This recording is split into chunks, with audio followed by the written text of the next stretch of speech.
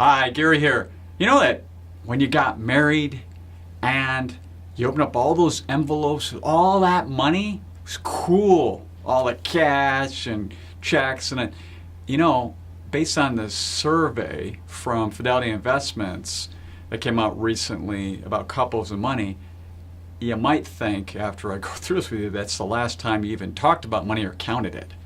So here's what it said. It said 1/3 of millennials are unaware how much their spouse made.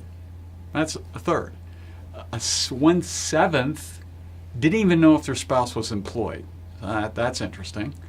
And then 40% are unable to agree on when they're going to retire, and over 50% can't agree on how much money they need for retirement. So I think it just comes down to basically money's a taboo in society a lot. Don't talk about it and so forth. The problem is we have to live with it. We have to pay all our bills with it. And if you don't talk about it, you can just wander all over the place and be doing all sorts of things that you really didn't intend to do, but just kind of happen. And with the fast-paced way of really living in our smart devices on a daily basis and looking at everything through that device primarily, it can really get you unfocused as to what's most important. Not even knowing your spouse is employed, don't know what they make, not even sure about the money when you're spending money every single day and no one's talking to each other about it. It's weird. It doesn't make a lot of sense, but it's just the way it is. And I think a lot of that comes from our parental, grandparental upbringing where money was just something you didn't talk about, or people didn't have healthy relationships with money.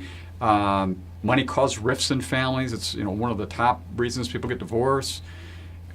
However, what we have found with successful couples is they talk a lot and communicate, especially about money, because a lot of things can happen that really can put rifts in marriages and cause real problems about what's going on. So it's just important to get into a constant communication, maybe once a week, at least once a month, talking about money, where you are, where you're going, how you're spending it, and so forth, so you kind of both agree on that.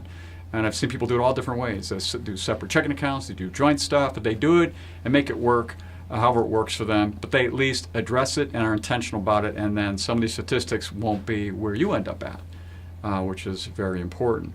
So healthy relationship, good marriage, talk about money, rest hopefully will work out. Till next time, enjoy.